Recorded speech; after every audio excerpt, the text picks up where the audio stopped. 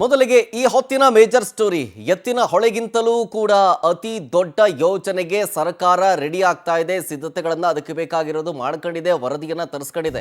ಹೀಗೆ ನಾನಾ ರೀತಿಯ ಸುದ್ದಿಗಳೀಗ ಗೊತ್ತಾಗ್ತಾ ಇದೆ. ಎತ್ತಿನ ಹೊಳೆಗಿಂತಲೂ ಅತಿ ದೊಡ್ಡ ಯೋಜನೆ ಅನ್ನೋದಿದು. ಯಾವುದಾ ಯೋಜನೆ ಅಂತಂದ್ರೆ ಅಘನಾಶಿನಿ ನದಿಯನ್ನ ಚಿತ್ರದುರ್ಗದ ವೇದವತಿಗೆ ಜೋಡಿಸುವಂತಹ ಪ್ಲಾನ್. ಈ ಪ್ಲಾನ್ಗೆ ಈ ಯೋಜನೆಗೆ ಸುಮಾರು 23,000 ಕೋಟಿ ವೆಚ್ಚ ಆಗುತ್ತೆ ಅಂತ. ಅಘನಾಶಿನಿ ವೇದವತಿ ನದಿ ತಿರುವು ಯೋಜನೆಗೆ ಇಂಥದ್ದೊಂದು ನಿರ್ಧಾರವನ್ನ ಜಲಸಂಪನ್ಮೂಲ ಇಲಾಖೆ ಮಾಡಿದ್ಯಾ ಅನ್ನುವಂಥ ಪ್ರಶ್ನೆ. ಕಾರಣ ಸಾಧ್ಯತಾ ವರದಿ ಈಗ ಆಲ್ರೆಡಿ ರೆಡಿ ಆಗಿದೆ. ಶರಾವತಿ ನದಿಗೆ ಪಂಪ್ಡ್ ಸ್ಟೋರೇಜ್ ಯೋಜನೆಗೆ ವ್ಯಾಪಕವಾಗಿ ವಿರೋಧವೂ ಕೂಡ ವ್ಯಕ್ತವಾಗ್ತಾ ಇದೆ. ಈ ಸಂದರ್ಭದಲ್ಲೇ ಮತ್ತೊಂದು ಬೃಹತ್ ಯೋಜನೆಯನ್ನು ಕೈಗೊಳ್ಳೋದಕ್ಕೆ ಸರ್ಕಾರ ಜಲಸಂಪನ್ಮೂಲ ಇಲಾಖೆ ನಿರ್ಧಾರ ಮಾಡಿದಂತೆ ಕಾಣಿಸ್ತಾ ಇದೆ. ಅಘನಾಶಿನಿ ವೇದವತಿ ನದಿ ತಿರುವು ಯೋಜನೆ ಅನುಷ್ಠಾನ ಸಂಬಂಧ ರಾಜ್ಯ ಸರ್ಕಾರ ಮನವಿಯನ್ನ ಮಾಡಿಕೊಂಡಿತ್ತು ಅನ್ನೋದು, ಆ ಮನವಿಯ ಮೇರೆಗೆ ಸಾಧ್ಯತಾ ವರದಿಯನ್ನ ರಾಷ್ಟ್ರೀಯ ಜಲಾಭಿವೃದ್ಧಿ ಸಂಸ್ಥೆ ತಯಾರಿಸಿರುವುದು, ಇದೆಲ್ಲವೂ ಕೂಡ ಗೊತ್ತಾಗ್ತಾ ಇದೆ. ನೋಡಿ, ಈ ಯೋಜನೆಯ ಸಂಬಂಧ ಒಂದಷ್ಟು ಮಾಹಿತಿಗಳು ಸಿಗ್ತಾ ಇದೆ. 1,20,000 ಮರಗಳ ನಾಶ ಆಗುತ್ತೆ. 600 ಎಕರೆ ಅರಣ್ಯ ಭೂಮಿ ಬೇಕಾಗುತ್ತೆ. ಇದಕ್ಕೆ 194 ಕಿಲೋಮೀಟರ್ ಉದ್ದದ ಪೈಪ್ಲೈನ್ ಹಾಕೋ ಯೋಜನೆ ಇದೆ. ಹಾಗಾಗಿ ತೀವ್ರ ವಿರೋಧ ಕೂಡ ವ್ಯಕ್ತವಾಗ್ತಾ ಇದೆ. 1,20,000 ಮರಗಳು ಆಹುತಿಯಾಗುತ್ತೆ ಅಂತಂದ್ರೆ ಅದಕ್ಕೆ ವಿರೋಧ ವ್ಯಕ್ತವಾಗ್ತಾ ಇದೆ. ಆಬ್ವಿಯಸ್ಲಿ ವೃಕ್ಷಲಕ್ಷ ಆಂದೋಲನದ ಕಾರ್ಯಕರ್ತರು ಇದಕ್ಕೆ ಸಂಬಂಧಪಟ್ಟಂತೆ ಒಂದಷ್ಟು ಮಾಹಿತಿಗಳನ್ನು ಬಹಿರಂಗಗೊಳಿಸ್ತಾ ಇದ್ದಾರೆ. 35 TMC ನೀರು ಎತ್ತಿ ಸಾಗಿಸುವಂತಹ ಉದ್ದೇಶದ ಯೋಜನೆಗೆ ಇದೆಲ್ಲವೂ ಕೂಡ ತಯಾರಿ ಆಗ್ತಾ ಇದೆ ಅನ್ನುವಂಥ ವರದಿಯನ್ನ ಇದೇ ವೃಕ್ಷಲಕ್ಷ ಆಂದೋಲನದ ಕಾರ್ಯಕರ್ತರು ಮಾಹಿತಿಗಳನ್ನು ಬಹಿರಂಗಗೊಳಿಸ್ತಾ ಇದ್ದಾರೆ. ಈ ಯೋಜನೆಯನ್ನು ಕೈಗೊಂಡ್ರೆ, ಅನುಷ್ಠಾನಕ್ಕೆ ಬಂದರೆ ಇದು ಜಾರಿಗೆ ತರೋದಕ್ಕೆ ತೆರೆಮರೆಯಲ್ಲೂ ಕೂಡ ಕಸರತ್ತಾಗ್ತಾ ಇದೆ. ಈ ಯೋಜನೆಗೆ ಏನಿಲ್ಲ ಅಂತಂದ್ರೂ ಸುಮಾರು 1,20,000 ಮರಗಳನ್ನು ನಾಶ ಮಾಡಬೇಕಾಗಿ ಬರುತ್ತೆ. 600 ಎಕರೆ ಅರಣ್ಯ ಭೂಮಿ ಬೇಕಾಗುತ್ತೆ. 194 ಕಿಲೋಮೀಟರ್ ಉದ್ದದ ಪೈಪ್ಲೈನ್ ಹಾಕುವ ಯೋಜನೆ ಇದೆ. ಹಾಗಾಗಿ ಇದಕ್ಕೆ ತೀವ್ರ ವಿರೋಧವನ್ನು ವ್ಯಕ್ತಪಡಿಸಲಾಗ್ತಾ ಇದೆ. ಶಿರಸಿ ಮತ್ತು ಸಾಗರ ಅರಣ್ಯ ವಿಭಾಗದಲ್ಲಿ 1,20,000 ಮರಗಳು ಆಹುತಿಯಾಗುತ್ತೆ ಈ ಯೋಜನೆಯಿಂದ. ಹಾಗಾಗಿನೇ ಇದಕ್ಕೆ ವಿರೋಧವನ್ನು ವ್ಯಕ್ತಪಡಿಸಿ ಹೋರಾಟಕ್ಕೆ ವೃಕ್ಷಲಕ್ಷ ಆಂದೋಲನ ನಿರ್ಧಾರವನ್ನು ಮಾಡಿದೆ.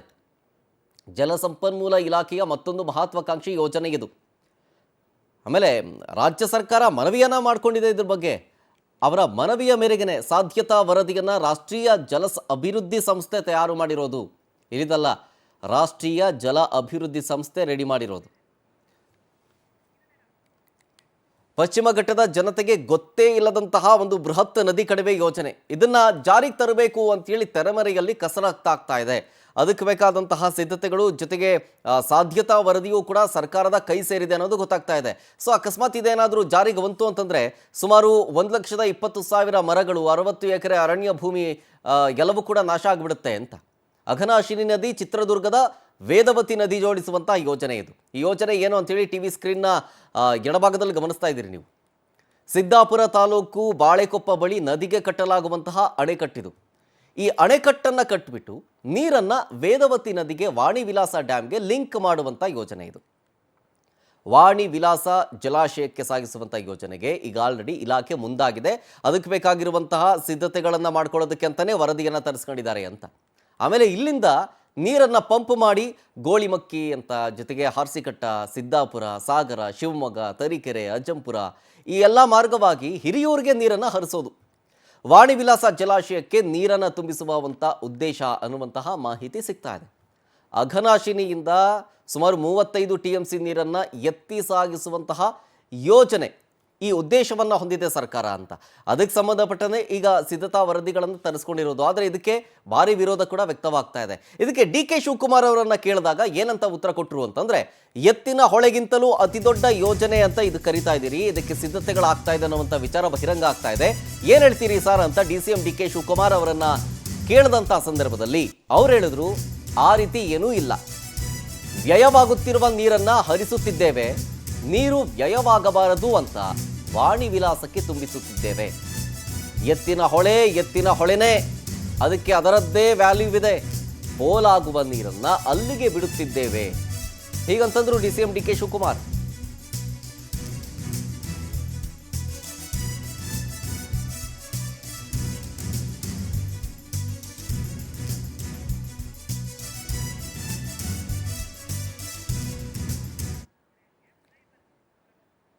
ನೋಡಿ, ಸುಮಾರು 23,000 ಕೋಟಿ ರೂಪಾಯಿ ವೆಚ್ಚದಲ್ಲಿ ಅಘನಾಶಿನಿ ವೇದವತಿ ನದಿ ನೀರು ತಿರುವು ಯೋಜನೆ ವಿಚಾರಕ್ಕೆ ಸಂಬಂಧಪಟ್ಟಂತೆ ಒಂದು ಕಡೆ ಸಿದ್ಧತಾ ವರದಿಯನ್ನು ತರಿಸ್ಕೊಂಡಿದ್ದಾರೆ ಸರ್ಕಾರದ ಕಡೆಯಿಂದ, ಜಲಸಂಪನ್ಮೂಲ ಇಲಾಖೆ ಕಡೆಯಿಂದ ಅಂತ ಹೇಳಿ ಈಗ ಆಲ್ರೆಡಿ ಒಂದಷ್ಟು ಮಾಹಿತಿಗಳು ಸಿಗ್ತಾ ಇದೆ. ಸೊ ಹಾಗಾಗಿ DK ಶಿವಕುಮಾರ್ ಹೇಳ್ತಾರೆ ಅಂಥದ್ದೇನಿಲ್ಲ ಅಂತ ಹೇಳಿ ಡೀಟೇಲ್ಸ್ ಕೊಡ್ತಾರೆ ಇದ್ರ ಬಗ್ಗೆ ನಮ್ಮ ಪ್ರತಿನಿಧಿ ಉದಯ್ ಬರ್ಗಿ ಫೋನ್ ಸಂಪರ್ಕದಲ್ಲಿ. ಉದಯ್, ಎತ್ತಿನ ಹೊಳೆಗಿಂತಲೂ ಅತಿ ದೊಡ್ಡ ಯೋಜನೆಗೆ ಸರ್ಕಾರ ಸಿದ್ಧತೆ ಮಾಡ್ಕೊಳ್ತಾ ಇದೆಯಾ? ಅದಕ್ಕಂತಾನೆ ಮನವಿ ಮಾಡಿಕೊಂಡು ಈಗ ಸಿದ್ಧತಾ ವರದಿಯನ್ನು ತರಿಸ್ಕೊಂಡಿದ್ದಾರಾ? ಹಾಗಾದ್ರೆ ಇದನ್ನ ಕಾರ್ಯರೂಪಕ್ಕೆ ತೆರೆಮರೆಯಲ್ಲೇ ಗೊತ್ತಿಲ್ಲದಂತೆ ಜಾರಿಗೆ ತರೋದಕ್ಕೆ ಏನಾದರೂ ಮುಂದಾಗ್ತಾ ಇದ್ದಾರಾ ಅಂತ?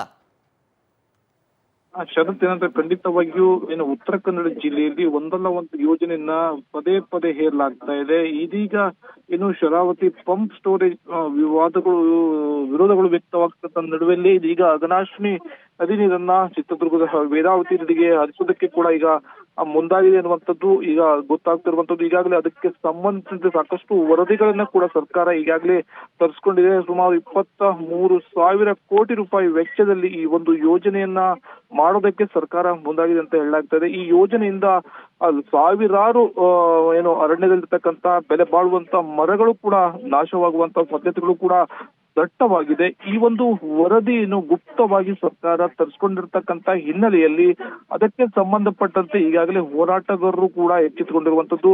ಈಗಾಗಲೇ ಆ ಒಂದು ಯೋಜನೆಗೆ ವಿರೋಧ ಮಾಡೋದಕ್ಕೂ ಕೂಡ ಸಾಕಷ್ಟು ಸಭೆಗಳನ್ನ ಕೂಡ ಮಾಡ್ತಾ ಇದ್ದಾರೆ. ಪ್ರಮುಖವಾಗಿ ಉತ್ತರ ಕನ್ನಡ ಜಿಲ್ಲೆಯಲ್ಲಿ ಏನು ಇರ್ತಕ್ಕಂಥ ಅನಂತ ಹೆಗಡೆ ಆಶೀಷರ್ ಅವರು ತಮ್ಮ ಒಂದು ಸಮಿತಿಯನ್ನ ಒಂದು ಕೂಡ ಈಗಾಗಲೇ ರಚಿಸಿಕೊಂಡಿದ್ದಾರೆ. ಅದೇ ನಿಮಿತ್ತವಾಗಿ ಈಗಾಗಲೇ ಇವತ್ತು ಕೂಡ ಅವರು ಶಿವಮೊಗ್ಗದಲ್ಲಿ ಒಂದು ತುರ್ತು ಸಭೆಯನ್ನ ಕೂಡ ನಡೆಸುವ ಸಾಧ್ಯತೆಗಳು ಕೂಡ ಇದೆ. ಪರಿಸರವಾದಿಗಳು ಕೂಡ ಈಗಾಗಲೇ ಈ ಬಗ್ಗೆ ಚರ್ಚೆಗಳು ಕೂಡ ಮಾಡ್ತಾ ಇರುವಂತದ್ದು. ಯೋಜನೆಗೆ ಸಂಪೂರ್ಣವಾಗಿ ವಿರೋಧವನ್ನ ಮಾಡೋದಕ್ಕೆ ಈಗಾಗಲೇ ಎಲ್ಲಾ ರೀತಿಯಾಗಿರ್ತಕ್ಕಂಥ ಸಿದ್ಧತೆಗಳನ್ನು ಕೂಡ ಮಾಡ್ಕೊಳ್ಳಲಾಗ್ತಾ ಇದೆ. ಶರತ್.